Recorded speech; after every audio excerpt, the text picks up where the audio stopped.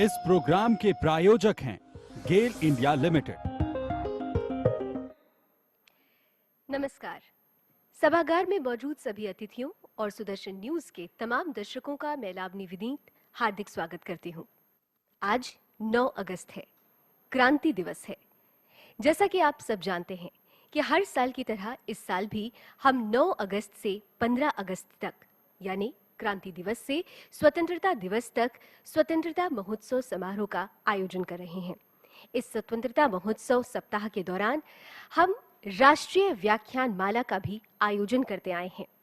इस आयोजन के अंतर्गत हम अपने देश के उन वीर सपूतों को, उन महान विभूतियों को याद करते हैं जिनके त्याग और बलिदान ने हमारे देश की दशा और दिशा निर्धारित की।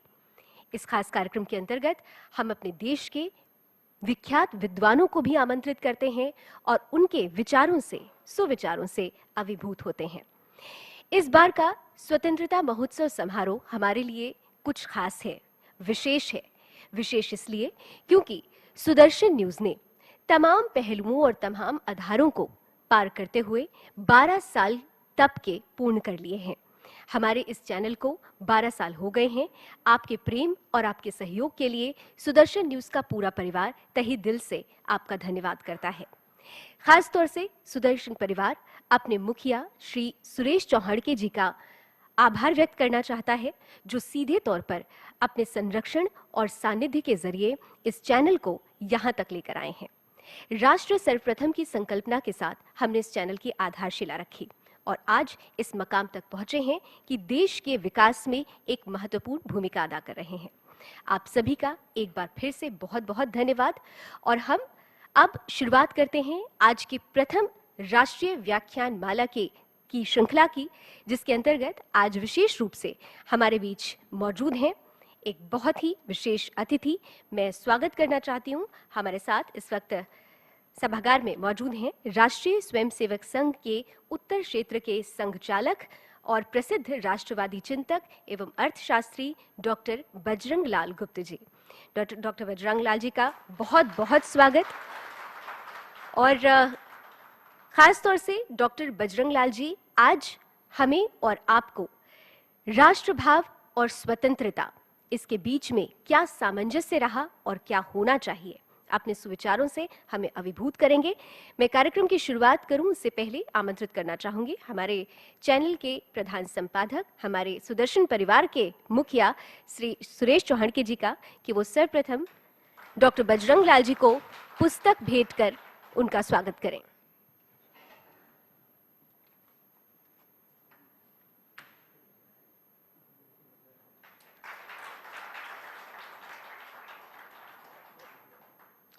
और अब इस कार्यक्रम की प्रस्तावना के लिए मैं आमंत्रित करती हूं श्री सुरेश चौहाड़के जी को।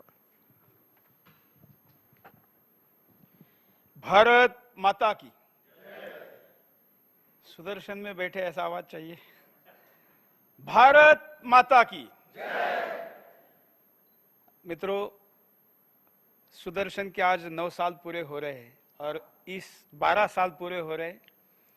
9 अगस्त क्रांति दिवस के इस मौके पर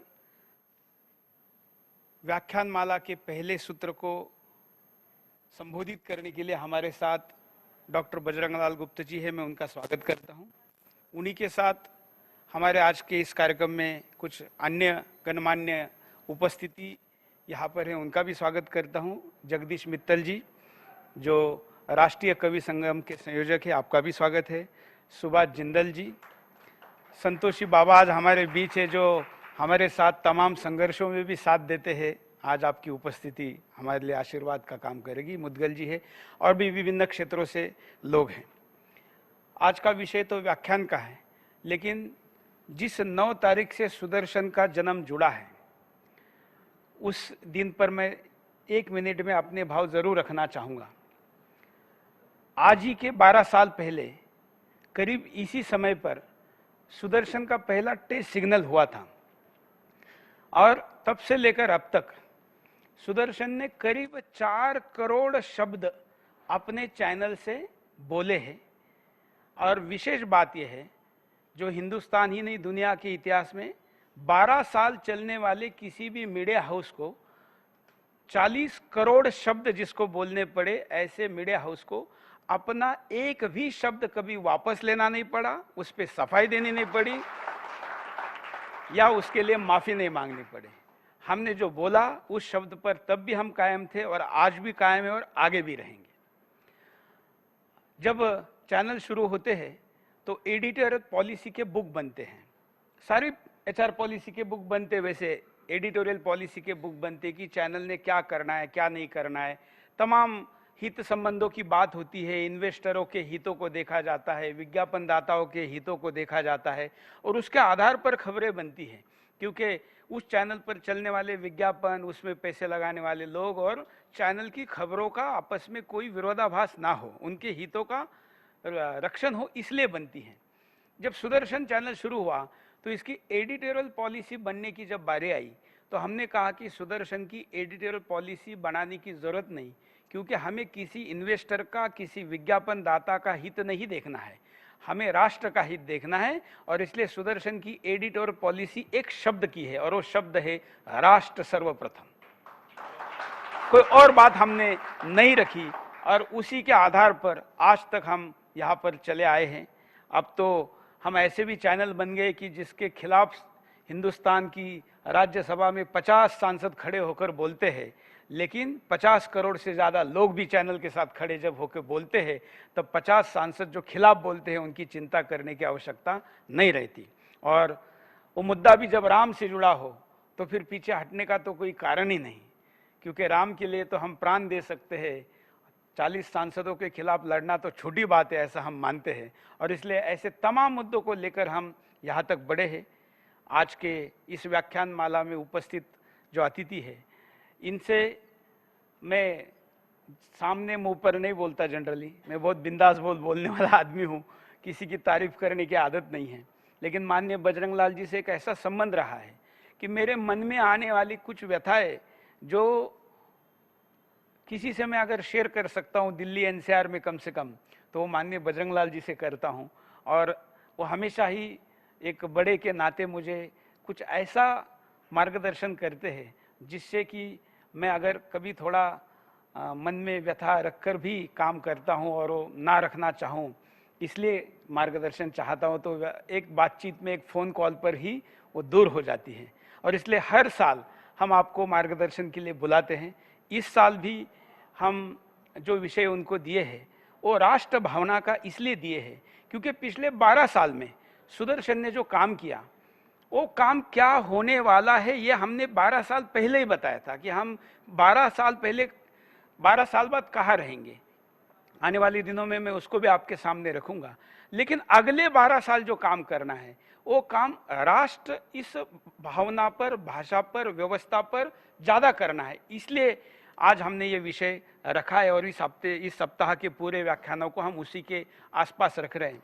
इस देश का संविधान, इस देश की सरकारें, तमाम पार्टियों के सरकारें देश बनाती है, लेकिन राष्ट्र बनाने पर किसी की भी कोई ज़्यादा रुचि या विशेष प्रयास नहीं दिखते हैं।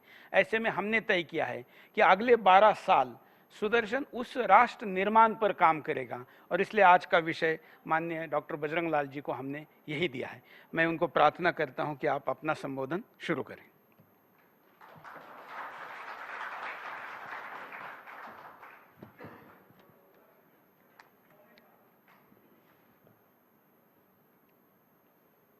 सुदर्शन टीवी के चेयरमैन मान्यवर और मेरे आत्मीय ऐसे सुरेश चौहान के जी, और आज के इस कार्यक्रम में, इस सभागार में बैठे हुए बहनों, भाइयों और सारे विश्व भर में आज इस सुदर्शन टीवी को देख रहे सब दर्शकों को मैं 9 अगस्त की इस क्रांति के लिए बहुत बहुत बधाई देता हूँ, बहुत बहुत शुभकामना देता हूँ। ये 9 अगस्त की क्रांति थी जो कालांतर में जाकर के भारत की स्वतंत्रता का परिणाम वो दे सकी। क्रांति जब किसी देश में होती है तो उसका परिणाम देश को और समाज को जागृत करने वाला होता है। तो ये 9 अगस्त का दिन भारत के इतिहास में इसलिए महत्वपूर्ण है कि ये अगर क्रांति का प्रारंभ न हुआ होता तो संभवतः 15 अगस्त इतना जल्दी नहीं आ पाता। तो इसलिए 9 अगस्त की क्रांति के दिन सुदर्शन टीवी ने हर वर्ष ये सप्ताह मनाने का जो काम प्रारंभ किया है वो अत्यंत प्रेरणास्पद है। और ये भी योगायोग है कि आज के दिन सुदर्शन टीवी ने 12 वर्ष तक इस जो राष्ट्र साधना का तप किया है, राष्ट्र के विषय को हिम्मत से और साहस से दुनिया के सामने रखने का एक हिम्मत दिखाई है। मैं उनके इस तप को, उनकी साधना को, उनके साहस को भी नमन करता हूं और ये आशा करता हूं कि वे आगे आने वाले समय में भी इसी कमिटमेंट के साथ, इसी मनोभाव के साथ इस अपने तप को आगे भी जारी रखेंगे। और ऐसे तप के सहारे ही कोई राष्ट्र खड़ा होता है। स्वतंत्रता में प्रश्न यह होता है कि यह स्वयं क्या है। हम कहते हैं स्वतंत्र हुए, कौन स्वतंत्र हुआ? तो स्वतंत्र हुआ ये राष्ट्र स्वतंत्र हुआ। और इसलिए आज के इस व्याख्यान में पहले दिन ही इस राष्ट्र को समझना और राष्ट्र भाव को समझना ये हमारे लिए अनिवार्य है। स्वतंत्रता की अगर रक्षा करना है, स्वतंत्रता को अगर हर दृष्टि से पुष्ट करना है, स्वतंत्रता को अगर स्थायी बनाना है, स्वतंत्रता सही माने में स्वतंत्रता बनी रहे, तो इसके लिए आवश्यक है कि हमको राष्ट्र भाव को जीवित रखना है, राष्ट्र भाव को जागृत रखना है। राष्ट्र किसको कहते हैं, इसको लेकर के दुनिया के अन्य विचारकों ने भिन्न भिन्न प्रकार से विचार किया है। भारत के मनीषियों ने भी विचार किया है, भारत की परंपरा में भी विचार हुआ है। और भारत की परंपरा ने कहा किसी भी राष्ट्र के लिए मूलभूत 4 तत्व होते हैं। पहला होता है कोई न कोई भूखंड चाहिए, बगैर भूखंड के हवा में राष्ट्र नहीं हो सकता। वेल डिफाइंड भूखंड चाहिए। भूखंड तो होगा पर केवल भूखंड के सहारे भी राष्ट्र नहीं बन सकता। उस भूखंड पर रहने वाला कोई जन समाज चाहिए। पर कोई भी भूखंड और उस भूखंड पर पकड़ करके लाए हुए कोई भी जन समाज को बिठा दिया तो राष्ट्र नहीं बन सकता। उस भूखंड के साथ, उस भूमि के साथ, उस जन समाज का नाता रिश्ता क्या रहेगा? तो हमारे यहाँ के मनीषियों ने कहा उसका नाता रिश्ता रहना चाहिए। ये भूखंड हमारी माँ है और हम इसकी संतति है। और इसीलिए अथर्ववेद में हमारे ऋषि ने ये घोषणा कर दी थी, माता भूमि पुत्रोहम पृथिव्या। ये भूमि मेरे लिए माँ है। और इसीलिए भारत के लोग हिम्मत के साथ भारत माता की जय बोलते हैं। और उस भारत माता की जय के परिणाम स्वरूप ही हमको स्वतंत्रता प्राप्त हुई थी। तो हमको भूखंड चाहिए और उसमें रहने वाला, संतति मान करके रहने वाला समाज चाहिए, तब भी राष्ट्र नहीं बनता। राष्ट्र के लिए तीसरी जो महत्वपूर्ण बात होती है वो होती है कि उस देश में रहने वाले सब लोगों के हृदय तंत्र को झकझोर देने वाली, प्रेरणा देने वाली समान संस्कृति होती है। तो भारत में अनादिकाल से एक सांस्कृतिक जीवन मूल्यों का अधिष्ठान मान करके ये भारत देश चलता रहा। राज्य तो आए गए पर संस्कृति बनी रही। और इसलिए राष्ट्र का तीसरा मूलभूत तत्व है संस्कृति है। और चौथा मूलभूत तत्व है उस देश में रहने वाले लोगों के मन में समान अनुभूति होनी चाहिए, समान शत्रु मित्र भाव होना चाहिए। देश का शत्रु कौन है और मित्र कौन है इसकी पहचान होनी चाहिए। शत्रु के साथ कैसा व्यवहार करना चाहिए इसका विवेक होना चाहिए। मित्र की मित्रता कैसे बढ़ती रहे इसके लिए अपने यहाँ की योजना रचना होनी चाहिए। तो समान अनुभूति, समान शत्रु मित्र भाव, ये 4 तत्व जब मिल जाते हैं तो उसमें से राष्ट्र का निर्माण होता है। मैं सरल भाषा में इसको बोला करता हूँ कि ये 4 तत्वों को स्मरण रखना हो तो 4 तत्वों में से पहला तत्व है तन है। तन, राष्ट्र का तन शरीर है, वो भूखंड शरीर है। तो तन है उसके बाद जन है, उसके बाद मन है, मन संस्कृति को प्रकट करता है, और चौथा समान अनुभूति, समान टेक, समान आन बान शान, इसको प्रकट करने वाला प्रण है। तो इस प्रकार से राष्ट्र के लिए तन भी चाहिए, राष्ट्र के लिए जन भी चाहिए, राष्ट्र के लिए मन भी चाहिए, और राष्ट्र के लिए प्रण चाहिए। ये जब चारों तत्व समवेत हो जाते हैं, इकट्ठा हो जाते हैं, उसमें से जिस चीज की निर्मिति होती है उसी को हमारे यहाँ राष्ट्र कहा गया। हमारे यहाँ इस राष्ट्र को ये बताते समय कुछ बातें हमारे राष्ट्र की विशेषता के तौर पर और बताई गई है। उन राष्ट्र की विशेषताओं को समझना ये आज के समय पर हमारे लिए बहुत अनिवार्य हो जाता है। भारतीय मनीषियों ने कहा कि भारत का राष्ट्र एक जीवमान इकाई है, ये ऑर्गेनिक इकाई है, ये जड़ नहीं है, ये यंत्र नहीं है, ये मशीन नहीं है। जड़ में और जीवमान में क्या अंतर होता है? जड़ को तो कोई चलाता है, स्कूटर है, मोटरसाइकिल है, रेलगाड़ी है, कार है, वो अपने आप नहीं चलती, उनको चलाना पड़ती है जब चलता है। पर जो जीवमान इकाई है, घोड़ा है, बैल है, हाथी है, मनुष्य है, वो जीवमान है, वो अपनी इच्छा से चलते हैं और अपनी इच्छा से रुकते हैं। इसलिए हमारे मनीषियों ने कहा राष्ट्र हमारे लिए जड़ नहीं है, राष्ट्र हमारे लिए जीवमान इकाई है। और हमारे राष्ट्र की दूसरी विशेषता बताते समय ये कहा हमारे यहाँ हमारा राष्ट्र ये कृत्रिम नहीं है, किसी ने बनाया नहीं है। जैसे पश्चिम के राष्ट्र कुछ राज्यों ने मिलकर के बना दिया हो, कुछ लोगों ने मिलकर के बना दिया हो। ये सोशल कॉन्ट्रैक्ट थ्योरी के आधार पर बनाया हुआ भारत का राष्ट्र नहीं है, समझौते में से नहीं बना। ये कोई कोऑपरेटिव सोसाइटी नहीं है, ये कोई कंपनी भी नहीं है, कुछ शेयर होल्डर्स इकट्ठा हुए और उन्होंने राष्ट्र बना दिया। तो हमारे यहाँ राष्ट्र के बारे में ये कहा ये कृत्रिम नहीं है, ये स्वयंभू है, सनातन है, पुरातन है, चिंतन है। कैसे ये स्वयंभू हो गया, इसके बारे में भी हमारे यहाँ अथर्ववेद में एक बहुत सुंदर श्लोक मिलता है। उसमें से ये ध्यान में आते हैं कि भारत का राष्ट्र कैसे सनातन है, पुरातन है, चिरंतन है, और राष्ट्र का उद्भव कहाँ से हो गया, ये विकास कहाँ से हो गया। बनाया नहीं किसी ने, कृत्रिम नहीं है, परंतु ये विकसित हुआ है। तो हमारे यहाँ अथर्ववेद कहता है भद्रम इच्छतः ऋषय स्वरवेदः तपो दीक्षाम मुपसे दुराते ततो राष्ट्रम बलमोक्ष जातम तदस्मे देवा उपसम नमंतु। इस मंत्र के माध्यम से ये बताया गया है जगत के कल्याण के लिए इस राष्ट्र के पीछे की प्रेरणा क्या है? भद्रम इच्छतः, जन कल्याण, लोक कल्याण की इच्छा से।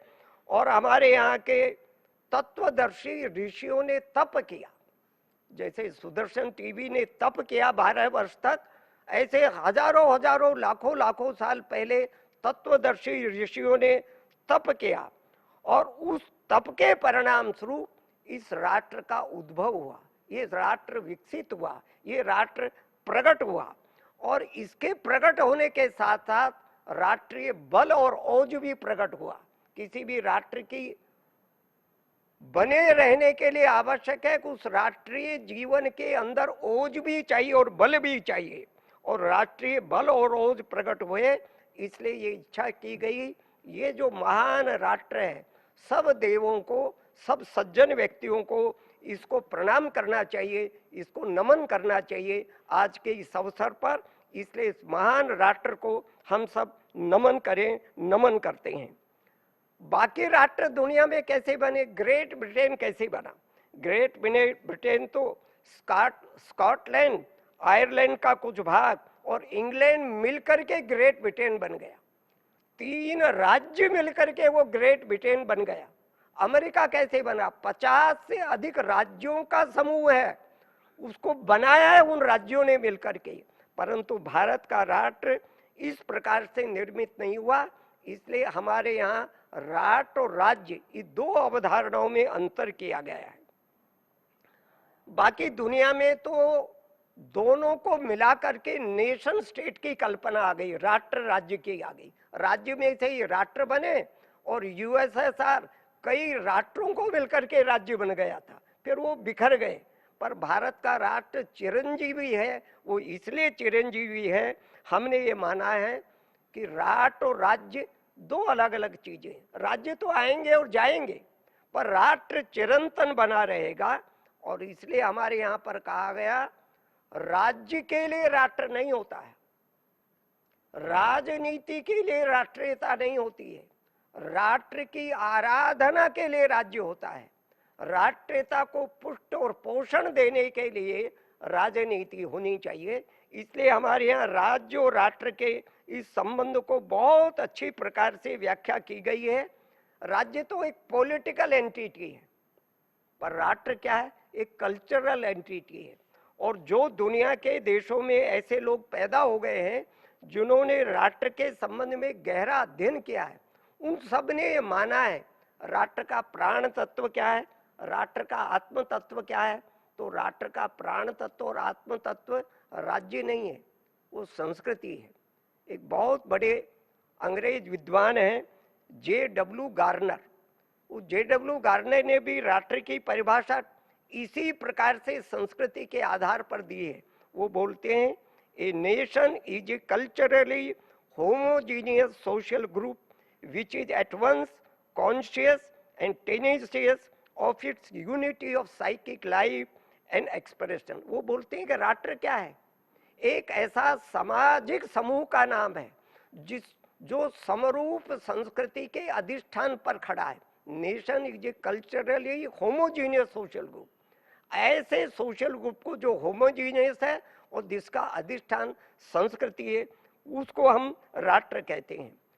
हमारे देश में भी अनेक विद्वान हो गए हैं। उन विद्वानों ने भी जब राष्ट्र की परिभाषा की तो इस संस्कृति को आधार मान करके ही उन्होंने परिभाषा की है। अपने देश में एक बहुत बड़े विद्वान डॉक्टर राधा कुमुद मुखर्जी हो गए हैं। उनको जब राष्ट्र का प्रश्न पूछा और राष्ट्रीयता का प्रश्न पूछा तो उन्होंने परिभाषित करते हुए बोला, हम भारत को अपनी आध्यात्मिक संस्कृति का साकार मंदिर और इससे भी बढ़कर देवी माँ के रूप में मानते हैं। राष्ट्रीयता की व्याख्या करना एक कठिन काम है, किंतु जहां तक आर्यपुत्र का संबंध है, उसने भारत को अपनी संस्कृति का प्रतीक बनाया है और उसे अपनी आत्मा में प्रतिष्ठित कर लिया है। तो राधा कुमुद मुखर्जी राष्ट्र की व्याख्या करते समय जो आधार तत्व बताते हैं, उसी सांस्कृतिक अधिष्ठान को बताते हैं।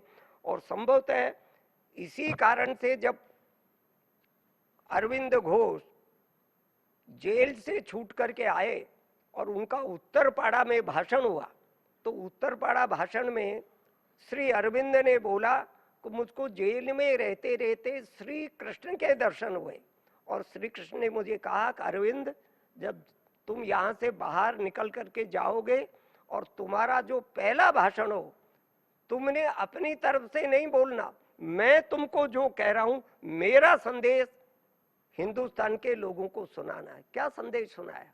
लंबा संदेश है, पर उनका जो प्रथम वाक्य है, उन्होंने कहा भारत की राष्ट्रीयता राजनीतिक नहीं है, अपितु ये आस्था और विश्वास का नाम है।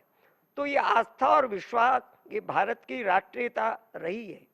इसलिए भारत की राष्ट्रीयता मुख्य रूप से जियो कल्चरल है, भू सांस्कृतिक है, संस्कृति के अधिष्ठान पर खड़ी है। और इसीलिए 1200 साल के इस लंबे कालखंड में बहुत सारे राज्य आए, बहुत सारे आक्रमणकारी आए, परंतु राज्य आए और गए, राष्ट्र बना रहा है। इसलिए 15 अगस्त 1947 को हमने जिस राष्ट्र को स्वतंत्र कराने के लिए संघर्ष किया, राष्ट्र था तभी तो स्वतंत्र हुआ। और स्वतंत्र हो जाने के बाद में भी आज राष्ट्र बना हुआ है, आगे भी राष्ट्र हमारा बना रहेगा। ये जो राष्ट्र है, ये बने रहने के पीछे हमारे राष्ट्र की क्या वैशिष्ट्य है, क्या विशेषता है? हमारे राष्ट्र के बारे में ये भी कहा गया, ये बहुध्रुवीय है, किसी एक चीज पर नहीं टिका हुआ। अनेक चीजों के कारण से राष्ट्र चला आ रहा है, राष्ट्र बना हुआ है और वो चीजें चलती रहेंगी तो राष्ट्र चलता रहेगा, राष्ट्र बना रहेगा। हमारे यहाँ भिन्न भिन्न शालाएं हैं, मठ मंदिर हैं, हमारे यहाँ पूजा के स्थान हैं, हमारे यहाँ तीर्थ स्थान है, हमारे यहाँ भिन्न भिन्न प्रकार की यात्राएं चलती रही है। जीवन में सामान्य व्यक्ति से लेकर बड़ा व्यक्ति तक इस प्रकार की यात्राओं में हजारों लाखों की संख्या में जाता है। कुंभ के लिए कोई पंपलेट नहीं छपता है, कुंभ में जाने के लिए कोई घोषणा ही नहीं होती, लाखों लोग पहुंचते हैं। कौन सी प्रेरणा के कारण से पहुंचते हैं? तो राष्ट्रीय प्रेरणा इस देश के लोगों के भीतर काम करती रहती है, इसलिए वो पहुंचते हैं। हमारा देश इतनी विविधता लिए हुए हैं, हमारे यहाँ वेशभूषा, खान पान, रीति रिवाज, भिन्न भिन्न प्रकार की जातियां, भिन्न भिन्न प्रकार की पंथ, संप्रदाय, ऐसे सब प्रकार की विविधता है। पर विविधताओं को हमने भेदों में नहीं बदलने दिया। ये राष्ट्र क्यों बना हुआ है और राष्ट्र आगे भी क्यों बना रहेगा? विविधताओं को अगर हमने भेदों में न बदलने दिया तो राष्ट्र अक्षुण्ण रहेगा। और इसलिए हमारे मनीषियों ने कहा, हमारे राष्ट्र की विशेषता है हम विविधता में एकत्व खोजते हैं, यूनिटी इन डाइवर्सिटी खोजते हैं। और जब से इन विविधताओं के बीच में भी उस एक तत्व का साक्षात्कार करते रहेंगे, उसी को तो हमारे यहाँ पर कहा ईशावास्यम इदम सर्वम यत्किंचम जगत्याम जगत। उसी को तो हमारे यहाँ तुलसीदास जी ने कहा सिया राम मैं सर्व सब जग जानी। उसी को तो हमारे यहाँ कहा सर्वम खलुमिदम ब्रह्म। विविधताएं रहेंगी, विविधताएं संसार का सत्य और सौंदर्य है। हम विविधताओं को नष्ट करने में विश्वास नहीं करते, विविधताओं को बनाए रखने में विश्वास करते हैं। पर उन विविधताओं के बीच में सामंजस्य बिठाने का प्रयत्न करते हैं, एकत्व का खोज करने का प्रयत्न करते हैं, उनमें समन्वय बिठाने का कोशिश करते हैं, उनमें तालमेल बनाए रखने की कोशिश करते हैं। इसलिए विविधताओं के कारण से भारत के राष्ट्र में झगड़े नहीं होते, संघर्ष नहीं होते। पर कुछ नादान लोग, कुछ षड्यंत्रकारी लोग जब विविधताओं को भेदों में प्रकट कर देते हैं, उसके कारण से संघर्ष होते हैं, उसके कारण से भेद निर्माण होते हैं। इसलिए इस राष्ट्र के भाव को जगाने वाले लोगों के लिए आवश्यक है कि विविधताओं को भेदों में न प्रकट होने दें। विविधताओं में कौन कौन सी चीज वो हमको एकत्व की ओर ले जाती है, उसका दर्शन करें। हमारे यहाँ काशी हिंदू विश्वविद्यालय में डॉक्टर वासुदेव शरण अग्रवाल बहुत बड़े विद्वान हो गए हैं। वो कहते थे ये जो विविधता में एकता का तत्व है, ये भारतीय संस्कृति का अंतर्यामी सूत्र है। जैसे भगवान का अंतर्यामी स्वरूप में हम दर्शन करते हैं, इसलिए उन्होंने कहा भारतीय राष्ट्र का अगर दर्शन करना हो, उसके अंतरात्मा को समझना हो, तो विविधता में एकता, इसका दर्शन कर लीजिए, भारत समझ में आ जाएगा, भारत का राष्ट्र समझ में आ जाएगा। तो भारत के राष्ट्र का विकास इन सब विशेषताओं को लेकर के होता आया है हमारे यहाँ पर ये राष्ट्र भाव बना रहे, ये राष्ट्र भाव बढ़ता रहे, जिसके लिए हमने स्वतंत्रता हासिल की है, उस स्वतंत्रता को स्थायी बनाने के लिए जन जन के भीतर ये राष्ट्र भाव दृढ़ मूल होकर चलता रहे।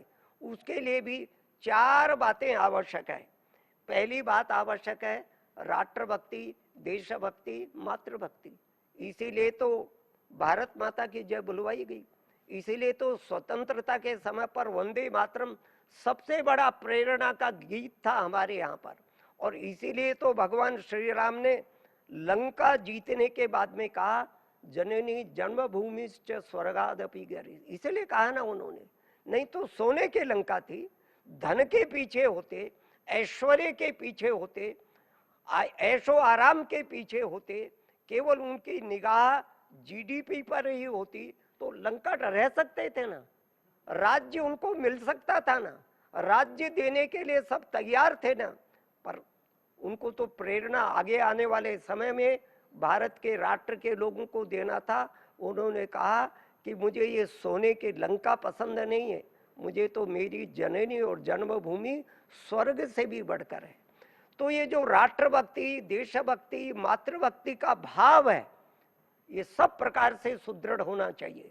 अपने देश में आजकल कुछ लोग भारत माता की जय पर सवाल खड़े कर रहे हैं, वंदे मातरम पर सवाल खड़े कर रहे हैं।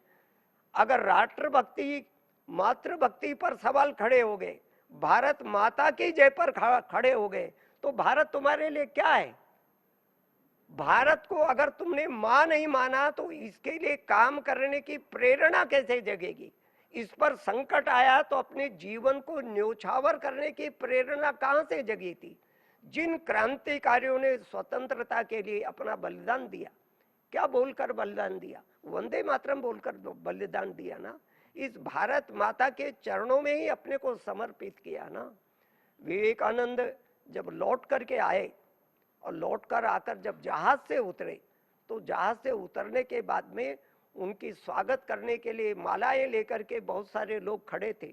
उन्होंने मालाएं स्वीकार नहीं की, स्वागत का जय जयकार स्वीकार नहीं किया। वो आकर भारत की मिट्टी में लोटपोट हो गए। लोगों ने पूछा, ये स्वामी जी आपने क्या किया? उन्होंने कहा, इतने वर्षों तक विदेश में रहने के कारण से वहां की आबहवा, वहां की जलवायु, वहां की मिट्टी का स्पर्श मेरे शरीर को हुआ था, इसके कारण से मेरा ये शरीर अपवित्र हो गया था। इस भारत माँ की गोद में मैं इसलिए लोटपोट हुआ हूँ, उसके कण से फिर से मेरा शरीर पवित्र हो जाएगा। तो ये पवित्र भाव राष्ट्रभक्ति, मातृभक्ति, देशभक्ति के बिना नहीं आता। और उन्होंने तो यहाँ तक कहा था, हे मेरे देश के लोगों, आने वाले समय में कुछ वर्षों तक सब देवी देवताओं को पूजना भूल जाइए, भले ही एक ही देवी का स्मरण करिए, और उस देवी का नाम है भारत माता। इसलिए राष्ट्रभाव के जागरण की सबसे पहली आवश्यकता है राष्ट्रभक्ति, मातृभक्ति, देशभक्ति, ये जगनी चाहिए।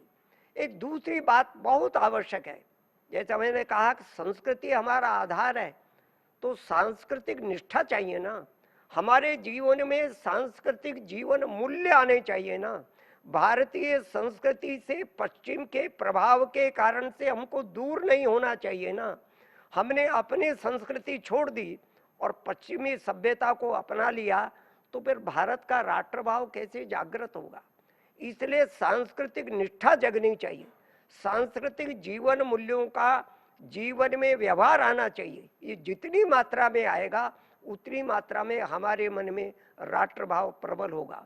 इस संबंध में भी विवेकानंद ने कहा था हमको, पाश्चात्य सभ्यता के चक्कर में पड़कर अगर तुमने अपनी संस्कृति का त्याग कर दिया तो उसका परिणाम होगा सर्वतोमुखी सत्यानाश। ऐसा विवेकानंद ने बोला था, आग्रह पूर्वक विवेकानंद बोल गए। उसको आज के समय में ये संस्कृति हमारे जीवन के प्रत्येक व्यवहार में प्रकट होनी चाहिए। उस व्यवहार में प्रकट होने से हमारा जीवन राष्ट्रमय बनेगा। ये दूसरी बात आवश्यक है। और तीसरी बात, राष्ट्र को सुदृढ़ करने के लिए, राष्ट्रभाव को जगाने के लिए हमारे यहाँ सर्वे भवन्तु सुखिनः कहा गया। उसको आजकल की सरकार सबका साथ सबका विकास कह रही है, उसका सरल रूप है।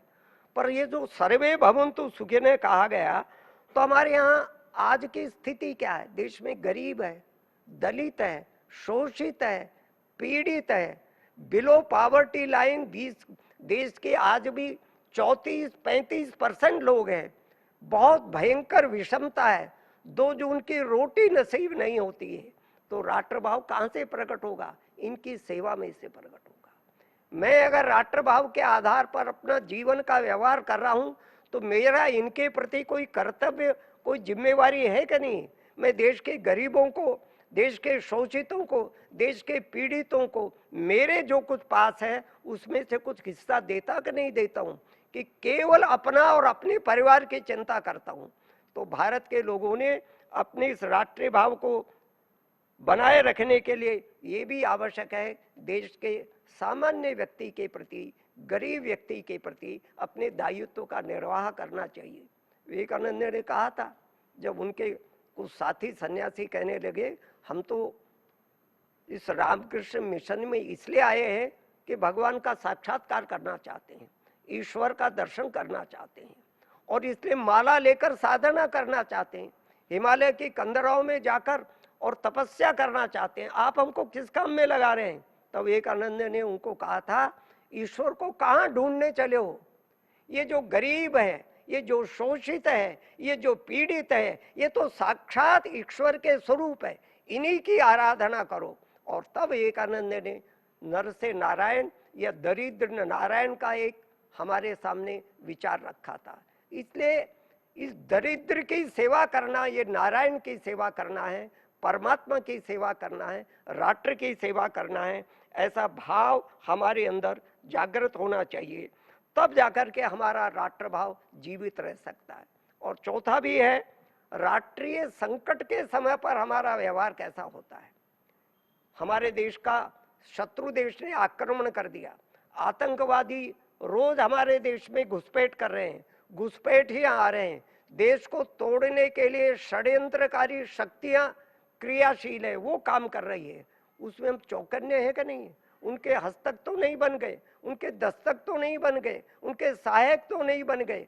तो राष्ट्रीय संकट के समय पर राष्ट्र रक्षा के लिए देश के व्यक्ति व्यक्ति का व्यवहार अगर सजगता सतर्कता वाला आता है, किसी भी विरोधी ताकत को, षड्यंत्र ताकत वाली ताकत को प्रत्यक्ष या अप्रत्यक्ष रूप से हमारा सहयोग नहीं होता है, तो माना जाएगा राष्ट्र भाव का जागरण हमारे द्वारा हो रहा है। तो इसका प्रकटीकरण भी हमारे द्वारा होना चाहिए।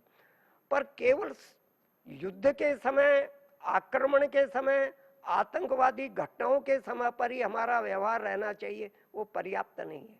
बाकी समय पर क्या करेंगे? हमारे देश में प्राकृतिक आपदाएं आती है, कभी बाढ़ आ गया, कभी अकाल आ गया, कभी भूकंप आ गया, कभी रेल की दुर्घटना होगी, देश के किसी कोने में होता है। हम यहाँ दिल्ली में बैठे हुए, हमारे मन में संवेदना जगती कि नहीं जगती है, उनके प्रति सहानुभूति जगती कि नहीं जगती है।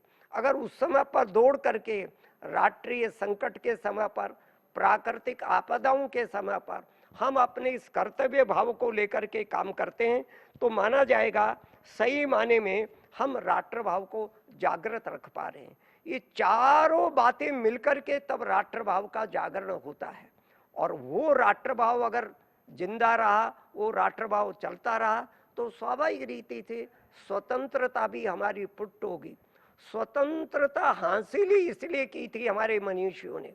स्वतंत्रता के पीछे ये था कि हम अपने देश को अपने बलबूते पर दुनिया का सिरमौर बनाएंगे, फिर से ज्ञान विज्ञान में भी सिरमौर बनाएंगे, धन दौलत के हिसाब से भी ये देश दुनिया का सिरमौर बनेगा। क्यों बनेगा? केवल अपने स्वार्थ के लिए बनेगा ऐसा भारत के मनीषियों ने नहीं सोचा। सारी दुनिया के कल्याण के लिए बनेंगे, सारी दुनिया को अभय देने के लिए बनेंगे। तो भारत की राष्ट्रीयता केवल भारत के लिए नहीं है, भारत की राष्ट्रीयता का उद्देश्य विश्व कल्याण है। भारत की राष्ट्रीयता का उद्देश्य संपूर्ण विश्व में अभय प्रदान करना है। ऐसे इस महान लक्ष्य को लेकर के भारत राष्ट्र का जन्म हुआ था, और उस जन्म के कारण से आज तक हम इस प्रकार से चलते आए हैं। ये जो जन्म हुआ भारत का, इसका भी वर्णन हमारे यहाँ पर बहुत अच्छा मिलता है। जो मैंने पहले 4 तत्व बताए, तो हमारे यहाँ का एक शास्त्र है विष्णु पुराण, उसमें वर्णन किया है, उत्तरम यत् समुद्र से हिमाद्रिश्चैव दक्षिणम वर्षम तद भारतम नाम भारती यत्र संतति। जो मैंने कहा कि एक भूखंड चाहिए, कौन सा भूखंड है, तो उसमें वर्णन करके बताया उत्तरम यत् समुद्र से, जो समुद्र के उत्तर में है और हिमालय के दक्षिण में है। ये जो संपूर्ण भूखंड है, इस भूखंड का नाम भारत है, और इसमें रहने वाले लोग, इसकी संतति वो भारतीय है, वो भारत है, वो भारतीयत्व है, वो राष्ट्रीयत्व है, वो इसके राष्ट्रीय है। तो ऐसा एक वर्णन हमारे यहाँ अनादिकाल से चला आ रहा है। उसी को पुष्ट करने वाला एक बृहस्पत्य अर्थशास्त्र में कहा है, उसमें और अधिक स्पष्ट करके बताया है, हिमालयात् समारंभे यावदेन्दु सरोवरम तद्देव निर्मितम देशम हिंदुस्तानम प्रचोक्षते। आज लोग सवाल खड़े करते हैं इसका नाम क्या है, तो ये आज नहीं बोला जा रहा, सैकड़ों साल पहले का बृहस्पत्य शास्त्र ये बोल रहा है, हिमालय से लेकर और हिंदू सागर तक जो संपूर्ण भूखंड है वो किसने बनाया? तो वो बोल रहे हैं तद्देव निर्मितम देशम। व्यक्तियों ने नहीं बनाया, कॉन्ट्रैक्ट से नहीं बना, राज्यों ने नहीं मिलकर के बना, तद्देव निर्मितम देशम। और उसको क्या बोलते हैं? हिंदुस्तानम प्रचक्षते, हिंदुस्तान है, इसीलिए उसको हिंदू राष्ट्र बोलते हैं। हिंदू राष्ट्र जरा अधिक संस्कृत निष्ठ शब्द है, हिंदुस्तान सरल शब्द है, एक ही अर्थ है उसका, उसमें कहीं विरोधाभास नहीं है, कहीं अंतर नहीं है। तो इस मर्म को, इस तत्व को, इस देश के रहने वाले राष्ट्रीय कौन है, तो इसको हमको समझना चाहिए। और ये हिंदू और हिंदुत्व के लेकर के आजकल बहुत सारी गलतफहमी है। क्या है हिंदुत्व? एक वाक्य में कहना हो तो हिंदुत्व किसका नाम है? पुरातन पर नित्य नूतन। ये हिंदुत्व या हमारी जो संस्कृति कैसी पुरातन है, पर पुरातन होने पर सड़ी गली नहीं है, ठहरी हुई नहीं है। ये क्या है? नित्य नूतन है। पुरातन पर नित्य नूतन, अर्थात सनातन। जो सनातन बोलते हैं, क्यों बोलते हैं? जो पुरातन भी हो, नित्य नया हो, उसी को सनातन बोलते हैं, उसी को शाश्वत बोलते हैं। पुरातन पर नित्य नूतन अर्थात सनातन, चिरंतन, निरंतर विकासमान, इवोल्विंग है, लगातार विकास हो रहा है, इसका ठहरा हुआ नहीं है, हमेशा इवोल्व, हर पीढ़ी, हर युग में, हर क्षण में, हर व्यक्ति इसके विकास में योगदान कर रहा है। ऐसा नहीं किसी एक किताब में जो कुछ लिख दिया गया वही सत्य और बाकी सब कुछ झूठ है, ऐसा भारतीय संस्कृति में नहीं माना जाता है। निरंतर विकासमान सांस्कृतिक जीवन मूल्यों के प्रवाह का नाम हिंदुत्व है। ये प्रवाह का नाम है। जैसे हम गंगा के किनारे जाकर के खड़े हो जाएं और प्रवाह हमारे सामने से गुजर रहा हो, जो जल कण इस क्षण आपको दिखाई दे रहा है, वो जल कण तो चला गया, कण बदलता है, पर गंगा का प्रवाह चलता रहता है। उसी प्रकार से इस भारत का राष्ट्र सनातन चिरंतन भारतीय संस्कृति इसलिए लगातार चलती रहती है, समय के अनुसार इसमें निरंतर विकास होता रहता है, निरंतर व्याख्या होती रहती है। इसलिए ये अद्भुत संस्कृति के हम वाहक हैं। उस सांस्कृतिक जीवन मूल्यों को ही हिंदुत्व नाम दे दिया गया है। हिंदुत्व किसी मत पंथ का नाम नहीं है, किसी पूजा पद्धति का नाम नहीं है, हमारे राष्ट्र का वो प्राण तत्व है। इसलिए भारतपत्य शास्त्र ने इसको हिंदुस्तान कह दिया। आजकल कुछ लोग उसको हिंदू राष्ट्र कहते हैं। एक ही भाव है, भाव संस्कृति निष्ठ है। इस संस्कृति के जितनी मात्रा में हम और अधिक पुष्ट कर सकते हैं और जीवन में उतार सकते हैं, उतनी मात्रा में हमारे भीतर ये राष्ट्रभाव परिपुष्ट होकर के हमारे सामने आएगा। आज मुझे ये अवसर राष्ट्रभाव को और स्वतंत्रता के इस पावन पर्व पर इसको स्पष्ट करने का अवसर दिया, इसलिए मैं सुदर्शन चैनल का, सुदर्शन टीवी का बहुत बहुत आभार मानता हूँ। और इस माध्यम से सारी दुनिया भर में जो दर्शक देख रहे हैं, वो दर्शकों से भी निवेदन करता हूँ, वे भी अपने मन को आलोड़ित करके इस स्वतंत्रता के पावन पर्व पर इस राष्ट्रभाव के जागरण करने का अपने मन में संकल्प करें।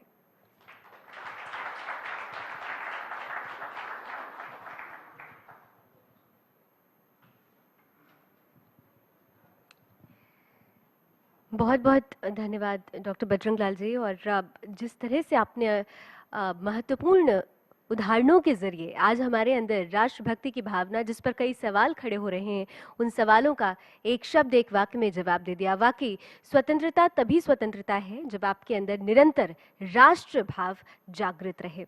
बहुत बहुत धन्यवाद। और अब सीधे तौर पर मैं आभार व्यक्त करना चाहूँगी। हमारे साथ डॉक्टर बजरंग लाल जी थे और साथ ही साथ हमारे साथ कुछ खास और विशेष अतिथि यहाँ पर मौजूद हैं। आभार करते हैं हम श्री सुभाष जिंदल जी का, साथ ही साथ श्री जगदीश मित्तल जी जो हमारे बीच मौजूद हैं। परम पूज्य संतोषी महाराज जी का भी बहुत बहुत धन्यवाद हमारे बीच हमें आशीर्वचन देने के लिए। और मुन्ना कुमार शर्मा जी का भी बहुत बहुत आभार हमारे साथ जुड़ने के लिए। और आज हम राष्ट्रीय व्याख्यान माला को यहाँ समाप्त करें, आज की पहली कड़ी। लेकिन चलने से पहले एक बार फिर से मैं सुदर्शन न्यूज़ के प्रधान संपादक श्री सुरेश चौहान जी को मंच पर आमंत्रित करूंगी कि वो आज खास तौर से 2 शब्द हमारे दर्शकों के लिए का आभार, क्योंकि आज हमारी पहली कड़ी है और हम बार बार कह रहे हैं कि हमने 12 साल तप के पूरे किए हैं और आने वाले 12 साल के लिए हमें आपका आशीर्वचन भी चाहिए और सहयोग भी चाहिए। और ख़ास तौर से सुरेश जी के लिए आपका सहयोग और आपके दिशा निर्देश वो महत्वपूर्ण होंगे, तो इसलिए सुरेश जी के लिए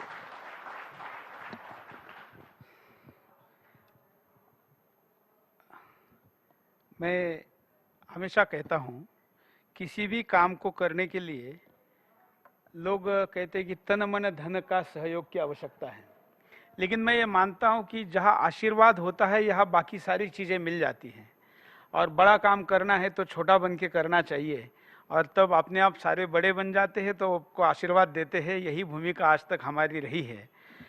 इस 12 साल में जो हमने किया, मैं दर्शकों को ये कहूँगा, जो आज सवेरे मैंने ट्वीट किया या सोशल मीडिया पे डाला या चैनल पर भी हम विभिन्न सोर्सेज से इनपुट ले रहे हैं, इस वक्त इस कार्यक्रम को फेसबुक पर, ट्विटर पर, वेबसाइट पर, चैनल पर लाइव देखने वाले या बाद में भी जो लोग देखेंगे, मैं उनको प्रार्थना करता हूं कि हमारे दोषों को हमको बताया जाए, जिनको हम दुरुस्त करें ऐसा आपको लगता है, जिससे कि हम इसको और निखार सके और अच्छी तरीके से भारत माता की सेवा कर सके। इसी के साथ जो बात आज यहाँ पर व्याख्यान के रूप में रखी है और जिसका बार बार हम जिक्र करते हैं, उस केवल चैनल नहीं, देश नंबर 1 बनाना है, राष्ट्र सर्वप्रथम के नारे को पूर्ण करने के लिए सुदर्शन के आने वाले दिनों में और क्या किया जाए, ये भी जानकारी आप हम तक भेजें हमारे तमाम सोशल मीडिया के हैंडल के द्वारा, ये भी मैं आह्वान करता हूँ। इसी के साथ हम एक देश भर में सदस्यता अभियान शुरू करें। सुदर्शन एक केवल चैनल नहीं है, तो ये मैं इसको एक पौरुष का रूप देता हूँ, जो रोज सवेरे उठता है और ब्रह्म मुहूर्त पे शुरू होता है। बाकी चैनलों का समय तो 6 बजे से शुरू होता है, हम 3:30 बजे हमारा पहला कार्यक्रम लाते हैं, जो ब्रह्म मुहूर्त जिसको कहा जाता है, महाराज लोग जिसको मानते हैं। तब से लेकर रात को सोने तक व्यक्ति सो जाता है, लेकिन चैनल तो निरंतर चलता है। तमाम कार्यक्रमों को जो हम आपके सामने लेकर आते हैं, इसमें और क्या अच्छा आ सकता है, ये भी हमको बताया जाए। तो हम इस चैनल को एक पुरुष, एक संगठन, एक परिवार मानते हैं और इसलिए सुदर्शन में स्टाफ नहीं कहा जाता, हम परिवार के सदस्य कहते हैं।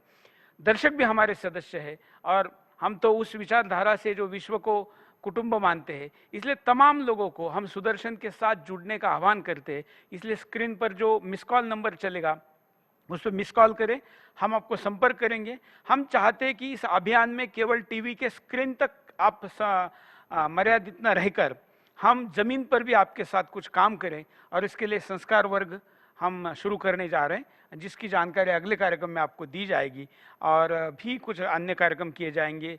आप हमारे साथ इस मिस कॉल नंबर पर कॉल करके जुड़े और इस अभियान को और मजबूती के साथ आगे लेकर जाने में सहयोग करें, ये अपेक्षा पुनः उपस्थित सबका आभार व्यक्त करता हूँ। आज के लिए इतना ही। जय हिंद।